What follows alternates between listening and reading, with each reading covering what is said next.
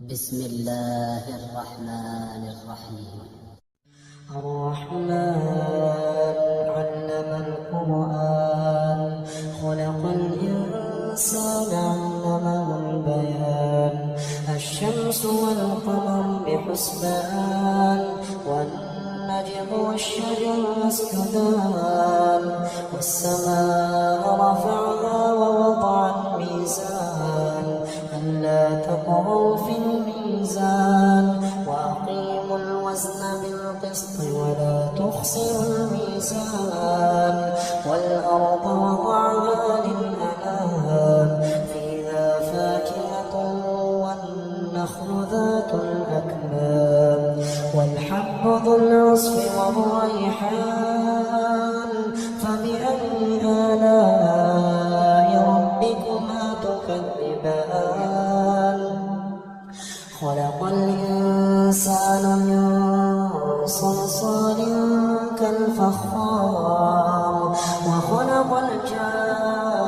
الجان من مارج من نار فبأي آلاء ربكما تكذبان رب المشرقين ورب المغربين فبأي آلاء ربكما تكذبان مرج البحرين يلتقيان بينهما برزخ لا يبغيان فبأي آلاء ربكما تكذبان يخرج منهما اللؤلؤ والمرجان فبأي آلاء ربكما تكذبان وله الجوار المنشآت في البحر كالأعلام فبأي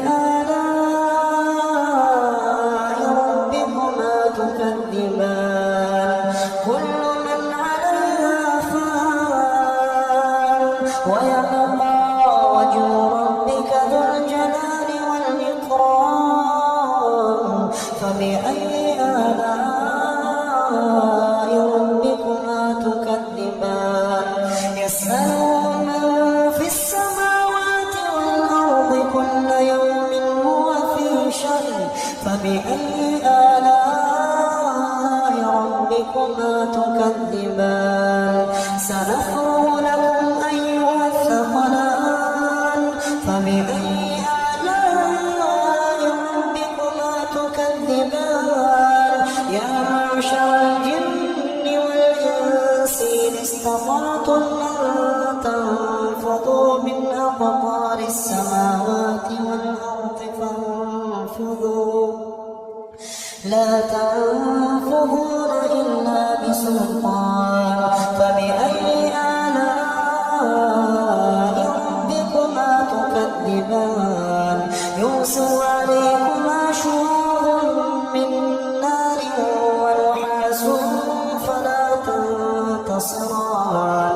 فبأي آلاء ربكما تكذبان فإذا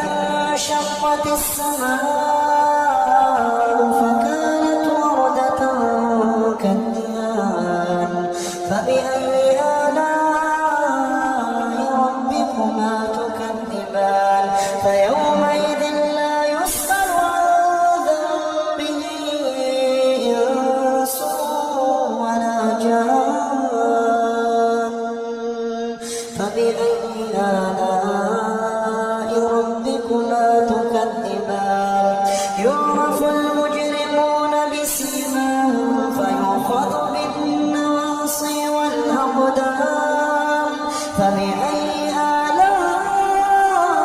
ربكما تكذبان هذه جهنم التي يكذب بها المجرمون يطوفون بينها وبين حميم آن فبأي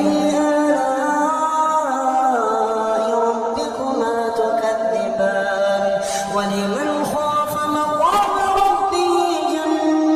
جنتان فبأي آلاء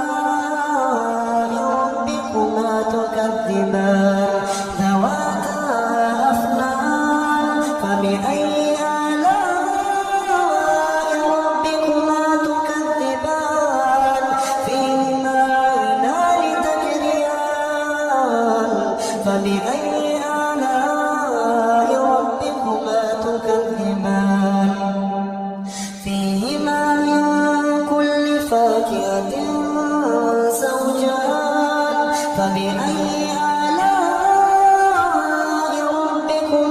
تكذبان متكئين على فرش بطائنها من استبرق وجنى الجنتين دان فبأي آلاء ربكما تكذبان فيهن قاصرات الطرف لم يطمثهن إنس قبلهم ولا جان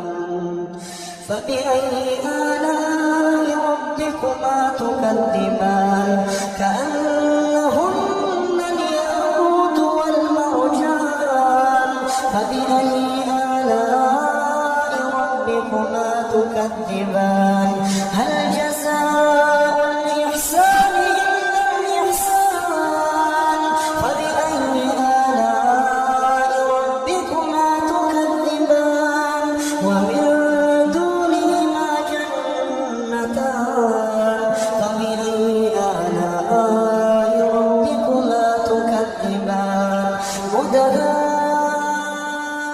مدهامتان فبأي آلاء ربكما تكذبان فيهما عينان نضاختان فبأي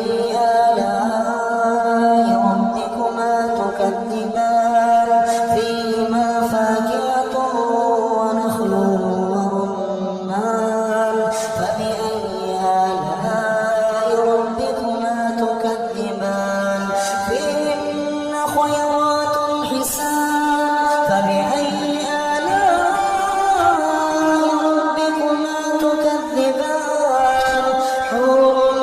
مقصورات في الخيام فبأي آلاء ربكما تكذبان لم يطمثهن